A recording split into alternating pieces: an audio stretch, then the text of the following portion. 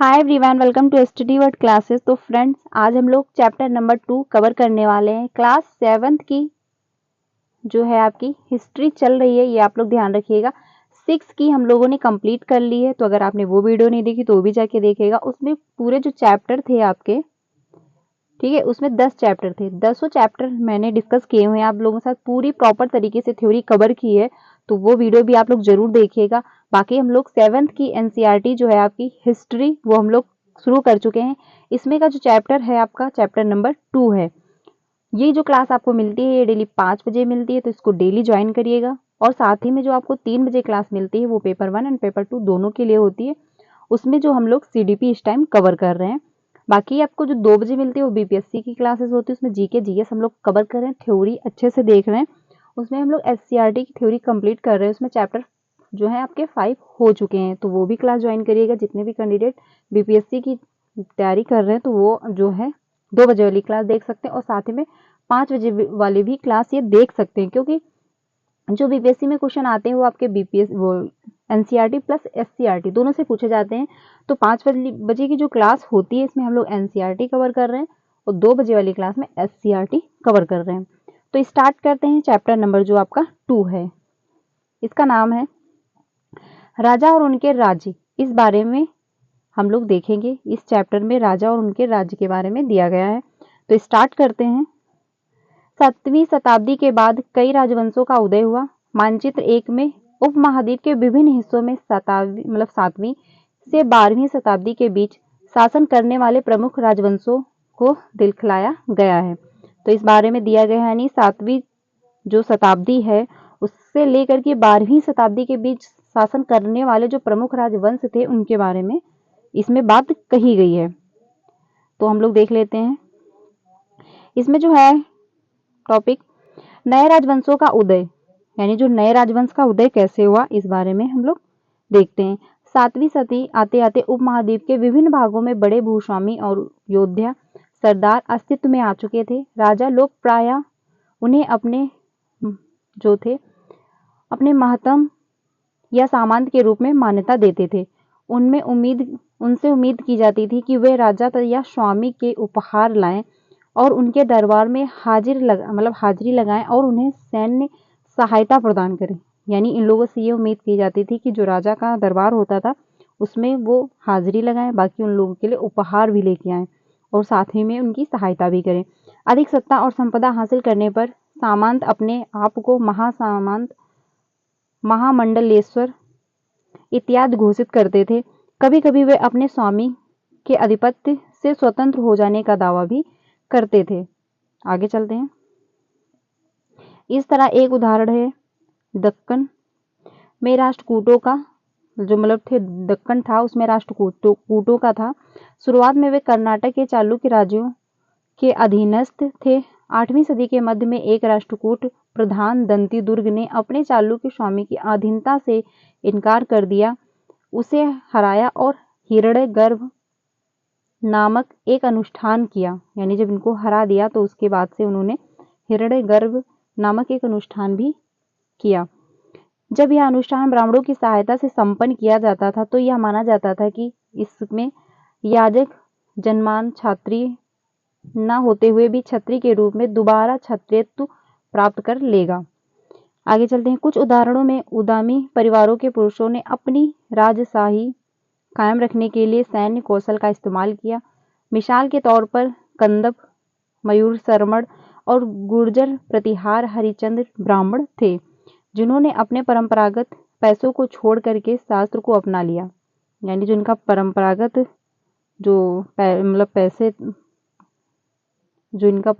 पैसे थे उसको इन्होंने छोड़ के शास्त्र अपना लिए और क्रमशः कर्नाटक और राजस्थान में अपने राज्य सफलतापूर्वक स्थापित कर लिए। तो अगर पूछा जाए आपसे कहाँ पे इन्होंने अपने राज्य स्थापित किए थे, तो कर्नाटक एवं राजस्थान। आगे चलते हैं। राज्यों में प्रशासन कैसा रहा। एक नए राज्यों में से कईयों में महाराजाधिराज,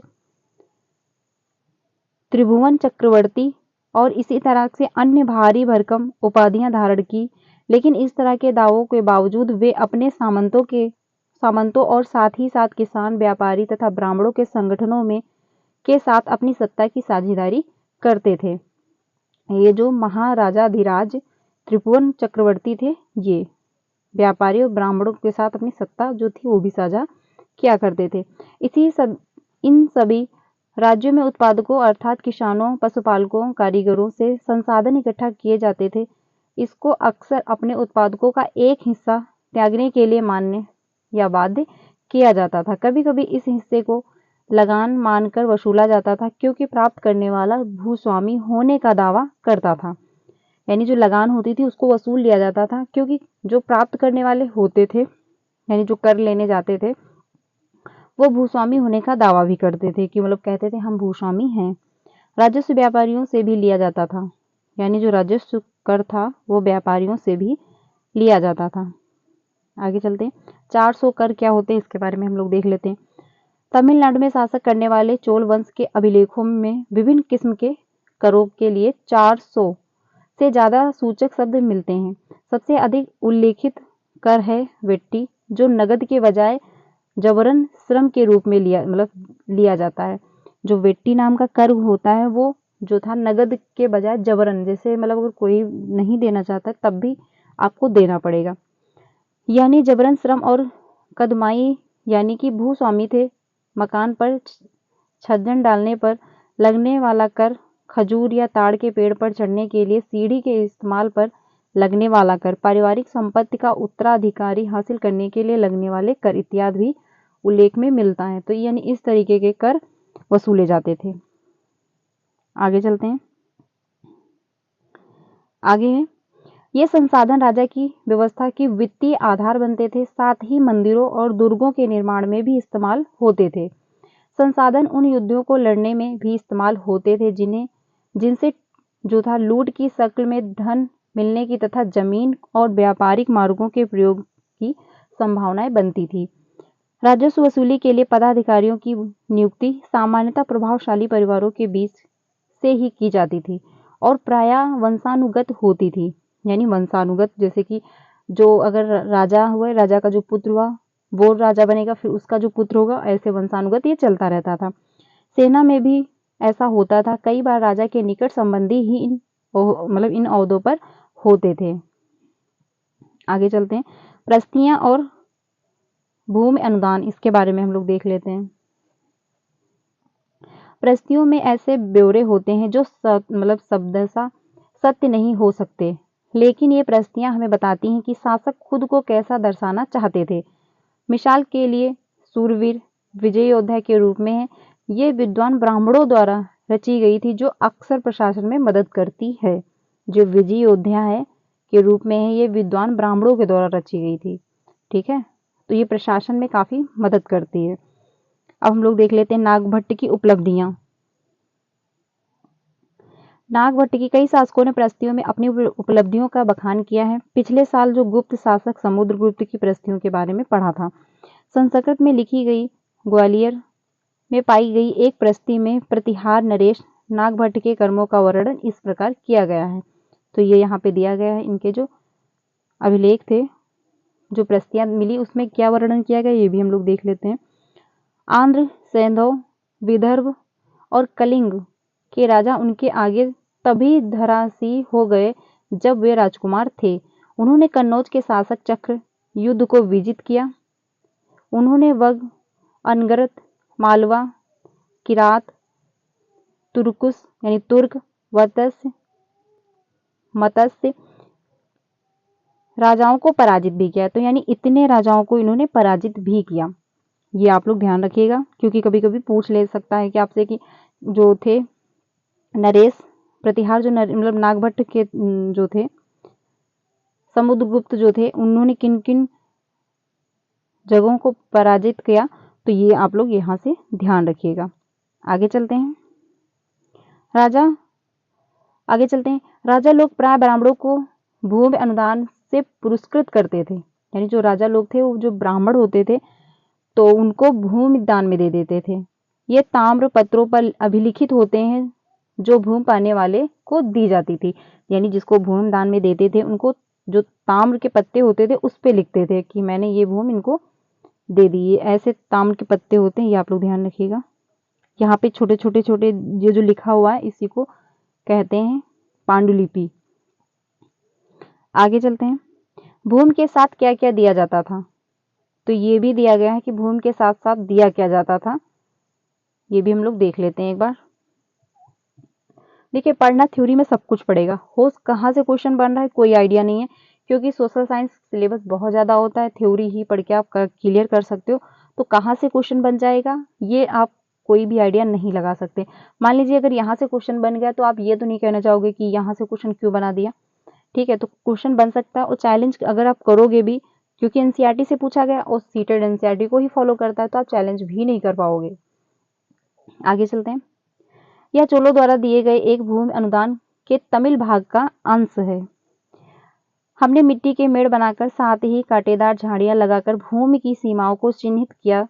इस भूमि पर ये चीजें फलदार वृक्ष, पानी, भूमि, बगीचे और फलोद्यान, पेड़, कुएं, खुली जगह, चारागाह, एक गरीब बीवी, चबूतरे, नहरें, खाइयां, नदियां, दलही जमीन, हौज, अन्नागार, मछलियों के तालाब, मधुमक्खियों के छत्ते और गहरी झीलें, जिसे यह भूमि मिलती है, इससे कर वसूल कर सकता है।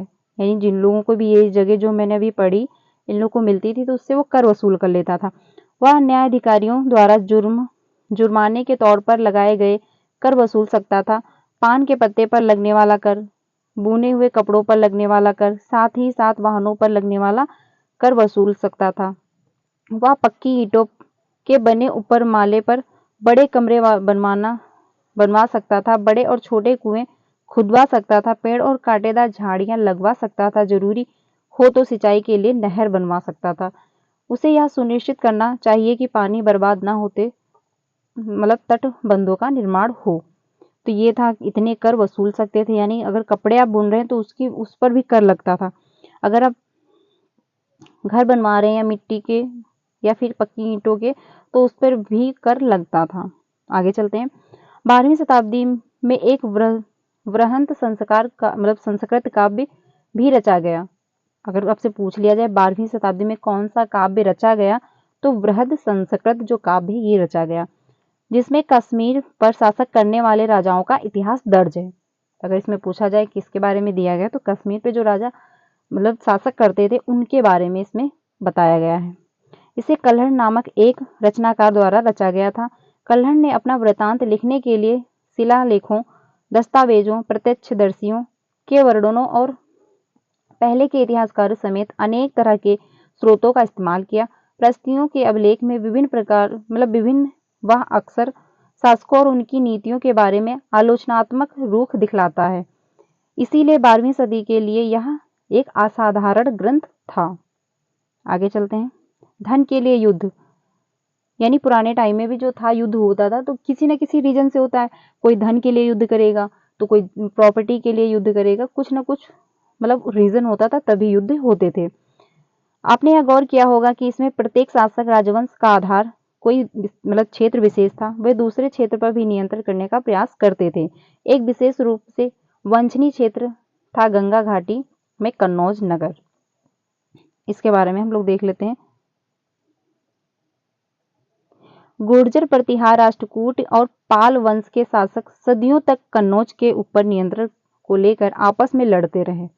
चूंकि इस लंबी चली लड़ाई के 3 पक्ष थे, इसीलिए इतिहासकारों ने प्रायः इसकी चर्चा त्रिपक्षीय संघर्ष के रूप में की है। आगे चलते हैं।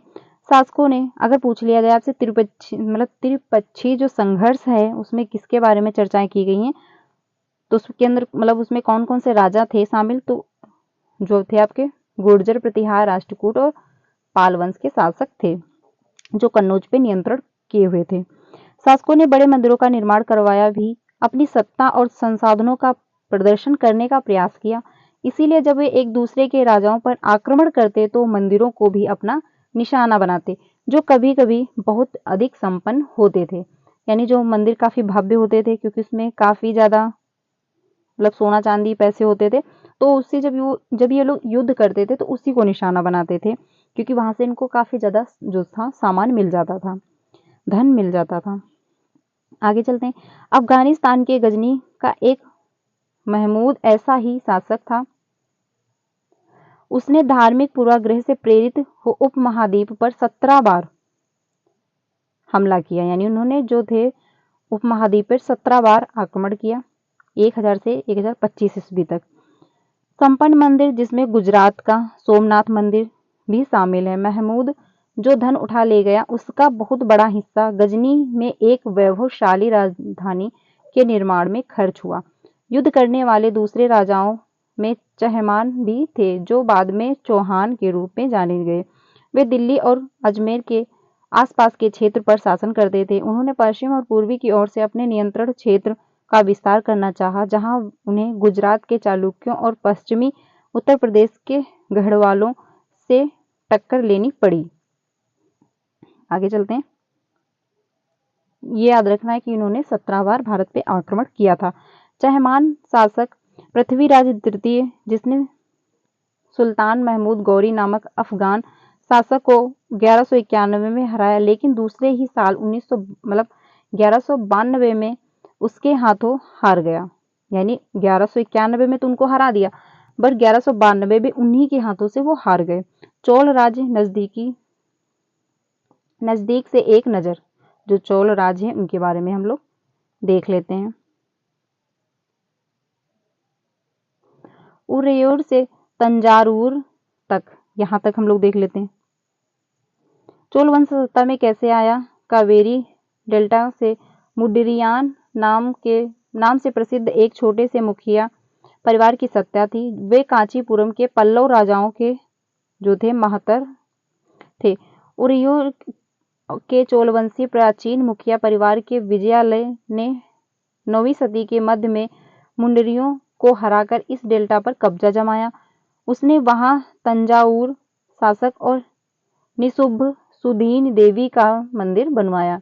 तो जो निशुंभ सुदीनी देवी थी उनका जो मंदिर कहाँ बना? ये जो डेल्टा डेल्टा पर जो उन्होंने कब्जा किया था उसी पर उन्होंने मंदिर बनवाया था, तंजावुर शहर में। आगे चलते हैं। ये पुराने टाइम का मानचित्र है। आप लोग टाइम पे मानचित्र भी एक बार रीड करते रहिएगा, क्योंकि मानचित्र से क्वेश्चन बनते हैं सोशल साइंस में। विजयालय के उत्तराधिकारियों ने पड़ोसी इलाकों को जीता और उसका राज्य अपने क्षेत्र, फल तथा शक्ति दोनों रूपों में बढ़ता गया। दक्षिण और उत्तर के पंड्यान और पल्लव के इलाके इस राज्य का हिस्सा बन गया कि बना लिए गए। राजराज प्रथम, जो सबसे शक्तिशाली चोल शासक माना जाता है, सन 985 में राजा बना और उसी ने इसमें ज्यादातर क्षेत्रों पर अपने नियंत्रण का विस्तार किया। उसने साम्राज्य के प्रशासन पर भी पुनर्गठन किया। राजराज के पुत्र राजेंद्र प्रथम ने उनकी नीतियों को जारी रखा। आगे चलते हैं। उसने गंगा घाटी, श्रीलंका तथा दक्षिण पूर्व एशिया के देशों पर हमला भी किए। इन अभियान के लिए उसने एक जाल सेना भी बनाई। तो यानी इन्होंने जो हमला किया था वो गंगा घाटी, श्रीलंका और दक्षिण पूर्व एशिया पर भी देशों पर हमला किया था। भव्य मंदिरों, कस्य मूर्तिकला। राजराज और राजेंद्र प्रथम द्वारा बनवाए गए तंजावुर और गंगईकोट चोलपुरम के बड़े मंदिर स्थापत्य और मूर्तिकला की दृष्टि से एक चमत्कार है। आगे चलते हैं। ये जो मंदिर बना हुआ है आप देख सकते हैं कितना भव्य मंदिर ये बनाया गया था पुराने टाइम में। आगे चलते हैं। चोल मंदिर अक्सर अपने आसपास विकसित होने वाली बस्तियों के केंद्र बन गए। ये शिल्प उत्पादन के केंद्र थे। ये मंदिर शासकों और अन्य लोगों द्वारा दी गई भूमि से भी संपन्न हो गए थे। इस भूमि की उपज उन सारे विशेषज्ञों का निर्वहन करने में खर्च होती थी जो मंदिर के आसपास रहते हैं और उसके लिए काम करते थे। यानी जो आसपास लोग रहते थे जो उसकी देखभाल करते थे मंदिर की, उनके ऊपर खर्च हो जाता था। पुरोहित, मालाकार, बावर्ची, मेहतर, संगीतकार, नर्तक इत्यादि। दूसरे शब्दों में मंदिर सिर्फ पूजा आराधना के स्थान नहीं थे, वे आर्थिक, सामाजिक और सांस्कृतिक जीवन के केंद्र भी थे पुराने टाइम में, क्योंकि वहां पे लोग जाते थे, धर्म की बातें करते थे, तो इसलिए जो था वो आर्थिक, सामाजिक, सांस्कृतिक के भी केंद्र बन गए। जुड़े हुए शिल्पों में सबसे विशिष्ट था कस्य प्रतिमाएं बनाने का काम चोल कस्य प्रतिमाएं संसार की सबसे उत्कृष्ट कस्य प्रतिमाओं में गिनी जाती हैं। आगे चलते हैं। ज्यादातर प्रतिमाएं तो देवी देवताओं की ही होती हैं, लेकिन कुछ प्रतिमाएं भक्तों की भी बनाई गई। पुराने टाइम में जो भक्त थे उनकी भी प्रतिमाएं बनाई गई। कृषि और सिंचाई, इसके बारे में हम देख लेते हैं। चोलों की कई उपलब्धियां कृषि में हुई, नए किसानों के माध्यम से संभव हुई। मानचित्र 2 में देखिए, गौर कीजिए कि कावेरी नदी बंगाल की खाड़ी में मिलने से पहले कई छोटे छोटे शाखाओं में बढ़ जाती है। ये शाखाएं बार बार पानी उलचितती, जिससे किनारों पर उपजाऊ मिट्टी जमा होती रहती है। यानी जब ये पानी का बहाव लेकर आती थी तो आसपास की जो मिट्टी थी वो काफी उपजाऊ हो जाती थी, जिससे किसानों पर उपजाऊ मिट्टी जमा हो जाती थी। शाखाओं का पानी कृषि, विशेषतः चावल की खेती के लिए आवश्यक आर्द्रता भी मुहैया करता था। हालांकि तमिलनाडु के दूसरे हिस्से में कृषि पहले ही विकसित हो चुकी थी, पर 5वीं या 6वीं सदी में आकर ही इस इलाके में बड़े पैमाने पर खेती शुरू हो गई। यानी तमिलनाडु में पहले से खेती होती थी, लेकिन 5वीं और 6वीं सदी में जो कृषि का था वो बड़े पैमाने पर यानी और विकसित हो गया। आगे चलते हैं। कुछ दूसरे इलाके में जमीन को समतल किया जाना था। डेल्टा क्षेत्रों में बाढ़ और रोकने के लिए तटबंध बनाए जाने लगे और पानी को खेतों तक ले जाने के लिए नहरों का निर्माण होता था। कई क्षेत्रों में एक साल में 2 फसलें उगाई जाती थी। यानी जो क्षेत्र उपजाऊ थे वहां पे एक साल में 2 फसलें भी उगा लेते थे। कई जगहों पर फसलों की सिंचाई कृत्रिम रूप से करना जरूरी था। सिंचाई के लिए कई पद्धतियां अपनाई जाती थी। कुछ इलाके में कुएं खोदे गए, कुछ अन्य जगहों पर बारिश के पानी को इकट्ठा करने के लिए विशाल सरोवर बनाए गए। यानी कुछ जगह पे जहाँ पे पानी इकट्ठा नहीं हो सकता था वहां पे कुएं बना दिए गए, और जहाँ पे पानी इकट्ठा बारिश का हो सकता था वहां पे ये आप देख सकते हैं ऐसे बांध बना दिए गए। आगे चलते हैं। स्मरण रहे कि सिंचाई के काम में योजना की जरूरत होती है। श्रम और संसाधनों को व्यवस्थित करना, इन कामों की देखरेख करना और यह तय करना कि पानी का बंटवारा कैसे किया जाए। ज्यादातर नए शासकों, साथ ही साथ गांव में रहने वाले लोगों ने इन गतिविधियों में सक्रिय रूप से दिलचस्पी दिखलाई। साम्राज्य का प्रशासन, इसके बारे में हम लोग देख लेते हैं। प्रशासन किस प्रकार संगठित है। किसानों की बस्तियां जो उर कहलाती हैं, यानी जो किसानों की बस्तियां होती थी उनको ये कहते थे उर। ये आप लोग ध्यान रखिएगा कि उर किसको कहते हैं, जो किसानों की बस्तियां होती थी। सिंचित खेती के साथ बहुत समृद्ध हो गई थी। इस तरह के गांवों के समूह को नाडु कहा जाता था। ग्राम परिषद और नाडु न्याय करने और कर वसूलने जैसी कई प्रशासकीय कार्य करते थे। धनी किसानों को केंद्रीय चोल शासक की देखरेख में नाडु के कामकाज में अच्छा खासा नियंत्रण हासिल था। उनमें से कई धनी भूस्वामियों को चोल राजाओं में सम्मान के रूप में मुवेद वेलन को अपनी सेवाएं प्रदान करने वाला, वेलन जो होता है मतलब सेवाएं प्रदान करने वाला, उसी को कहते हैं, अरियार जैसी उपलब्धियां दी। उन्हें केंद्र में महत्वपूर्ण राजकीय पद सौंपे। यानी इनको वहां पे जो प्रमुख पद थे उनको इन्होंने सौंप दिया। आगे चलते हैं। भूमि के प्रकार देख लेते हैं। चोल अभिलेखों में भूमि विभिन्न कोटियों का उल्लेख मिलता है। जो पहला है वेलनवाई, गैर ब्राह्मण किसान स्वामी की भूमि। ठीक है, इसको कहते हैं ब्रह्मदेय, ब्राह्मणों को उपहार में दी गई भूमि। आगे चलते हैं। सला भोग जो होता है किसी विद्यालय के रखरखाव के लिए भूमि।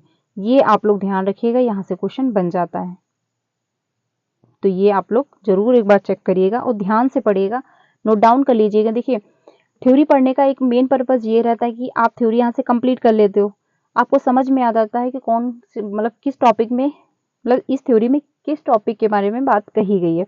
फिर आप अपने हिसाब से नोट डाउन कर लीजिए, यानी नोट्स बना लीजिए, तभी आपको बेनिफिट होगा। ऐसे आप थ्योरी पढ़ लोगे तब भी आपको ज़्यादा समझ में, थोड़ा बहुत समझ में आएगा। आप क्वेश्चन करोगे तो थोड़ा बहुत कर भी लोगे, लेकिन जब अपने शब्दों में लिखोगे तो आप 100% कर लोगे। इसीलिए आप यहाँ से थ्योरी तो कर ही रहे हैं, बट अगर आप अपने खुद से भी पढ़ाई कर रहे हैं तो आप खुद से भी पढ़ाई करके नोट जरूर बनाइएगा। नोट्स बनाने से काफ़ी फायदे रहते हैं। मैंने इसको आप बताया है कि कैसे सीटेट मतलब सीटेट कैसे क्वालिफाई करें या सोशल साइंस में कैसे अच्छे नंबर लेके आए, इसकी वीडियो मैंने बनाई थी, वहाँ जाके जरूर देखिएगा, आपको समझ में आएगा कैसे सोशल साइंस जो है कंप्लीट करेंगे, यानी कैसे इसकी अच्छी स्ट्रेटेजी करेंगे। आगे चलते हैं। तो ब्राह्मणों को जो उपहार में दी गई भूमि होती थी उसको कहते थे सलाभोग। आगे चलते, नहीं, इसको कहते ब्रह्मदेव। किसी विद्यालय के रखरखाव के लिए भूमि जो दी जाती थी देवदान। ठीक है, मंदिर के उपहार में दी गई भूमि पल्ली चंदम होती थी, पल्ली चंदम होती थी। जैन स्थानों को दान में दी गई। तो ये होता था, ये आप लोग ध्यान रखिएगा। यानी जो चोल अभिलेखों की भूमि के विभिन्न कोटियों का उल्लेख मिलता है। गैर ब्राह्मण जो थे उनको दी जाती थी तो उनको कहा जाता था वेलनवाई। आगे चलते हैं। ये जो सारणी थी ये आप लोग ध्यान रखिएगा, यहाँ से क्वेश्चन बन जाता है। हमने देखा कि ब्राह्मण को समय समय पर भूमि अनुदान या ब्रह्मदेय प्राप्त हुए। परिणाम स्वरूप कावेरी घाटी और दक्षिण भारत के दूसरे हिस्से में ढेरों ब्राह्मण बस्तियां अस्तित्व में आईं। प्रत्येक ब्रह्मदेय की देखरेख प्रमुख ब्राह्मण भूस्वामी की एक सभा द्वारा की जाती थी। ऐसे में बहुत कुशलता पूर्वक काम करती थी। इनके निर्णय शिलालेखों में प्राय मंदिरों की पत्थर की दीवारों पर ब्यौरेवार दर्ज किए जाते थे। नगरम के नाम से ज्ञात व्यापारियों के संघ में भी अक्सर शहरों में प्रशासकीय कार्य संपादित करते थे। आगे चलते हैं। तमिलनाडु के चिंगलपुट जिले के उत्तर मेरू से प्राप्त अभिलेखों में इस बात का सविस्तार वर्णन है कि ब्राह्मणों की सभा का संगठन कैसा था। सिंचाई के कामकाज, बाग बगीचे, मंदिरों इत्यादि की देख रेख के लिए सभा में विभिन्न समितियां होती थी। इनमें सदस्यता के लिए जो लोग योग्य होते थे उनके नाम ताल पत्र के छोटे टिकटों पर लिखे जाते थे और मिट्टी के बर्तनों में रख दिए जाते थे। और किसी छोटे लड़के को हर समिति के लिए एक के बाद एक टिकट निकालने के लिए कहा जाता था। तो यानी छोटे जो टिकट होते थे उनको मिट्टी के बर्तन में रख देते थे। उसके बाद छोटे बच्चों से कहा जाता था कि आप इसके जो थे वो ताड़ निकालें, मतलब उसके बाद उसके टिकट निकालें। आगे चलते हैं।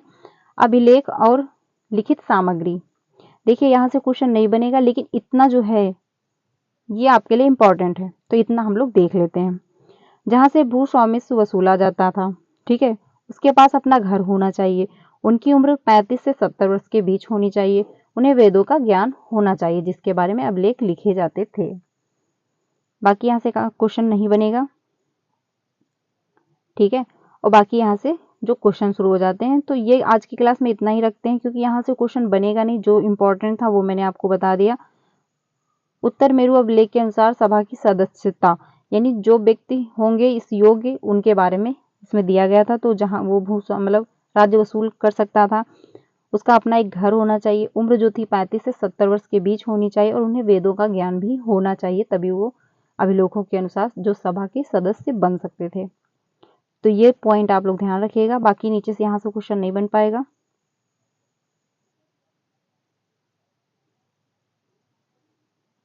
आगे चलते हैं।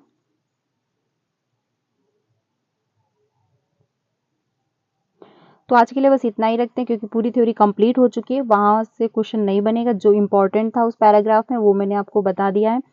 तो वीडियो अच्छी लगी तो इसको लाइक करिएगा, ज़्यादा से ज़्यादा अपने फ्रेंड को भी शेयर कीजिएगा। ये चैप्टर जो मतलब ये क्लास जो हुई है, ये क्लास 7th की हिस्ट्री चल रही है, चैप्टर नंबर 2।